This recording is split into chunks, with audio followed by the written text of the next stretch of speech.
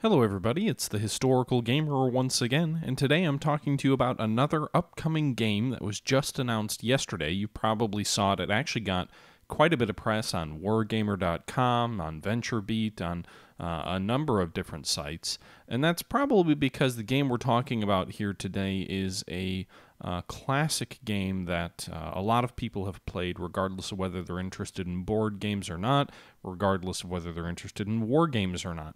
And that game is Axis and Allies, and Axis and Allies has just been announced as a new game going into Steam Early Access.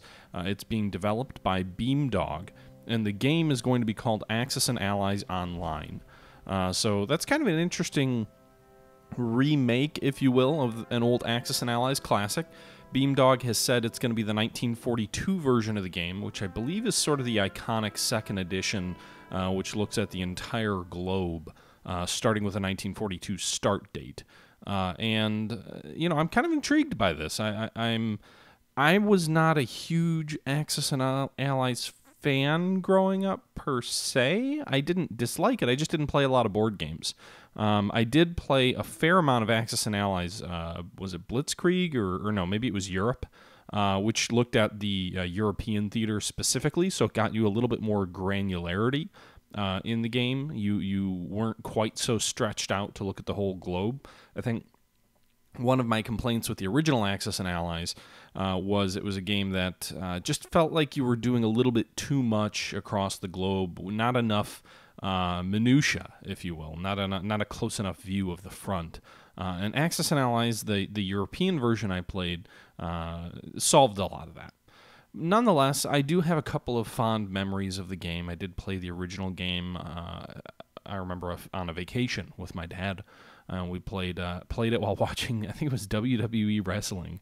And then the European version I played a little bit more, and I remember having a couple of epic games with one of my really good friends against him, and he was playing as the Allies, and I was the Germans. I still remember him sending basically everything he had made for America over like a pretty long game.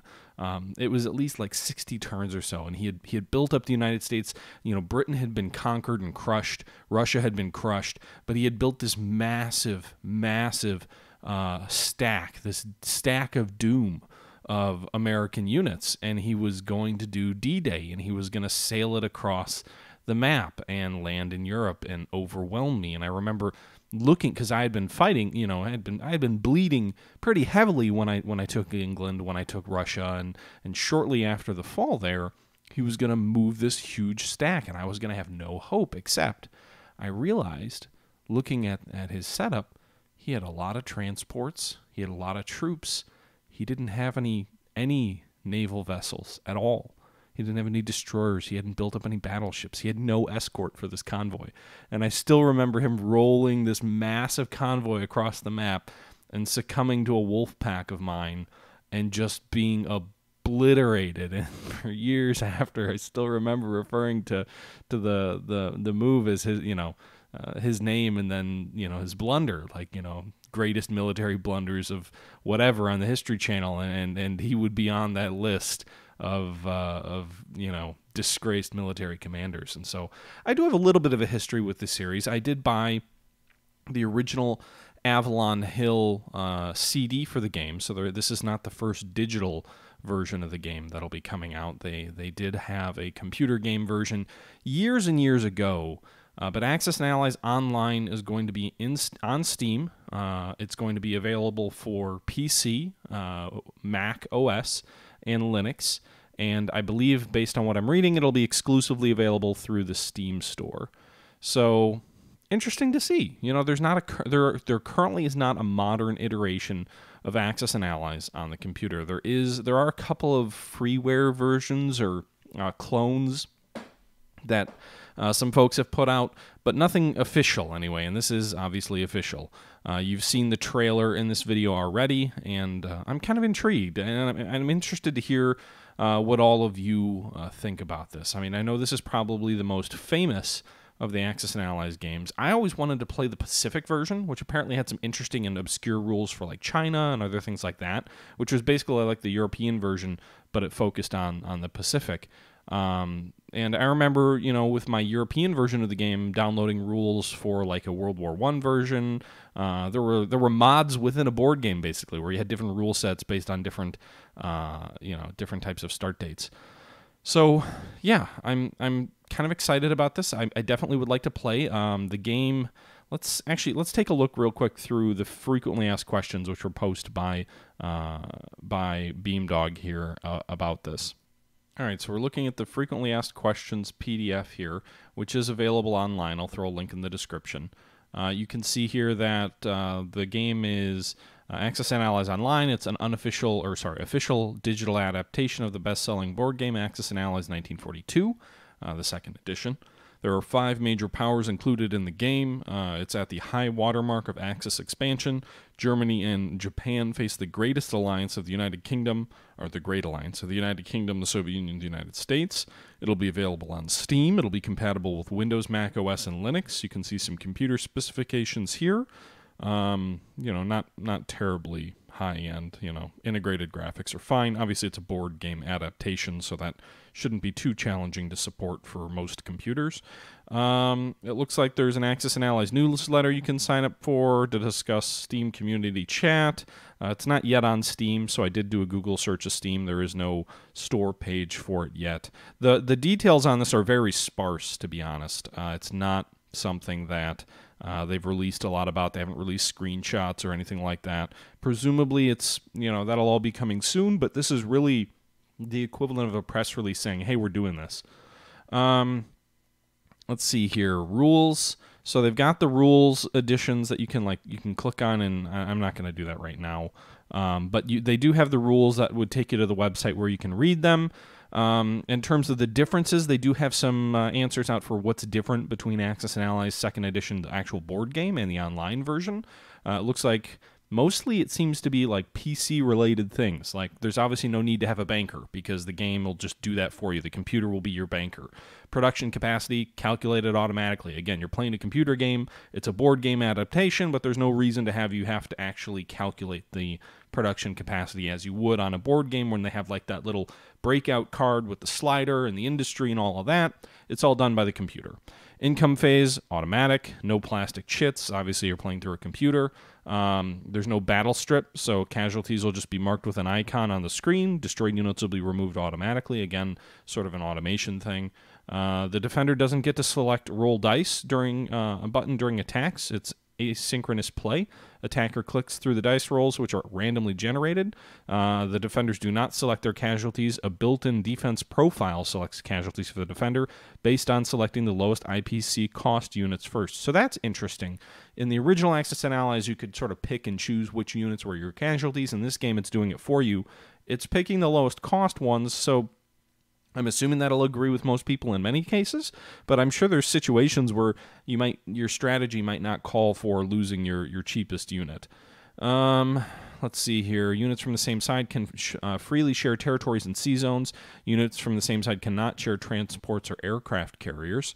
So that is different. I don't remember the rules specifically around that.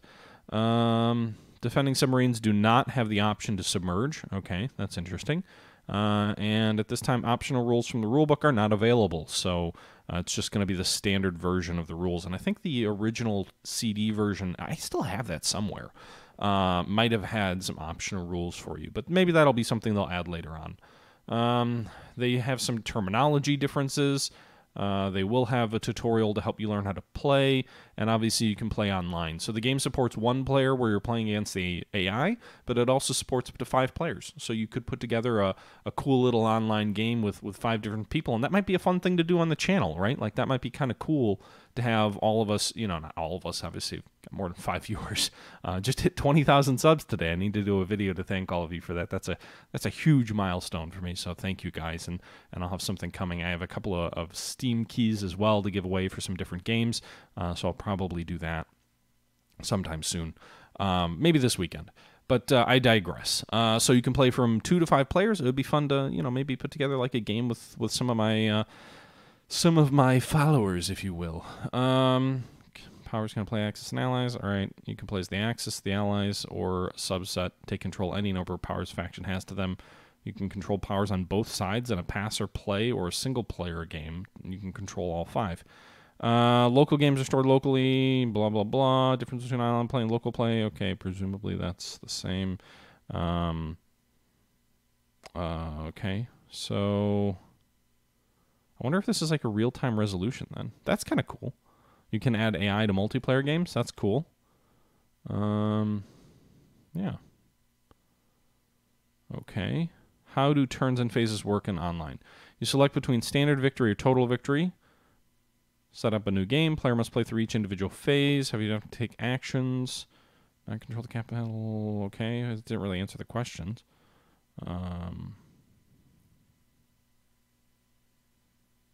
Okay. It'll be in early access for a couple of months. They're not really saying when it's coming out as far as I can tell. If you buy the early access, obviously you have the full version. Achievements and trading cards will be added later, so they won't be in the original early access, and it's only coming out to Steam, at least initially. So they're interested in other platforms, but the initial release is going to be Steam. So that's a look through the FAQs, which I think give about all the information we have on the game. Beamdog has a pretty good history of putting together quality games that don't just sort of skimp. I remember I was reading through the wargamer.com article, which I'll link in the description as well, that was talking about this game and this development. And they were talking about how, you know, the name online is a little bit scary. From a connotation perspective, there have been a number of games that have come out that have had that in them, that have been basically just cash grab, free-to-play type games. Beamdog does not have a reputation of doing that, so I don't think there's any risk there. But I kind of chuckled when I read the article because I remember looking back at a Panzer General Online game that was made. I forget, wasn't it Activision or someone? Someone made it. One of the bigger studios that owns the Panzer General license or something to that effect. And it might have been Ubisoft. I'm not even sure. But this was like 5 years ago, and they made a Panzer General Online, which I remember doing a video on and just showing how terrible. I think this was when they first announced it, and how terrible it was. Just it did not look like Panzer General. It was this like narrow running down a corridor puzzle game, which Panzer General definitely has puzzle game elements, but it did not look and feel like the right type of game. We haven't seen anything yet from Beamdog on what Axis and Allies looks like, but I'm really hoping they're just going to kind of create the true-to-form digital experience. And in a VentureBeat article about the owner or the founder or the CEO of Beamdog, apparently is a really big board game fan and really wanted to create an authentic Axis and Allies experience. So hopefully they do it right. I mean, 2019 might be the year of the board game conversion. We've got a lot of things coming out from GMT. Jean Marciniak, the strategy war gamer who does the Single Malt Strategy podcast with me, has interviewed a number of developers. He was able to interview GMT. This seems to be like the year where a lot of board games are coming to PC and hopefully, you know, quality adaptations of very high quality board games. But we'll see. You know, I'm excited. I want to learn more. I want to see more. But I thought it would be something worth calling out, mainly because there was a lot of press around this, and that was kind of the other interesting thing. You know, one of the few board game franchises out there, one of the old big behemoths of the Avalon Hill days, was Axis and Allies. It was this mainstream game. I don't think people would generally call it a war game. It was a game that covered war topics, but it wasn't really a war game, and it was very much mainstream in the 90s. And, you know, people who... I was never a board gamer. I think I played one... there's like a Battlecry Freedom Civil War board game. It was the only other war game I ever played, other than Axis and Allies. And I got 2 versions of Axis and Allies growing up. And I'm sure it's probably similar for a lot of you guys. So this being really mainstream and them announcing this, it got a lot of press and a lot of coverage. And, you know, hopefully they do a good job. There have been a fair number of Axis and Allies-like games out there before. I remember I was looking through a couple of games on Steam that kind of looked a little bit like Axis and Allies. But, you know, this hopefully is the real McCoy, if you will. Anyway, I've been talking your ears off enough for what we know, which is not much. So hope you guys enjoyed the video. Thank you, as always, for the continued support. Thank you for helping me hit that 20,000 subscriber milestone. We hit 5 million a couple of months ago views. So a couple of big milestones, and I really want to try and give some back. And I've got 5 or 6 codes for some like Order of Battle and a couple other games. So I think that would be fun to do a little bit of a giveaway here soon. So I'll announce that. I might have to do it in a live stream like on Twitch, but we'll see. I'll put together a video for it in the next couple of days and talk to you guys and more about that. But anyway, guys, that's enough of me rambling. Until next time, thank you for tuning in once again. This is the Historical Gamer saying thank you for watching, and I'm out.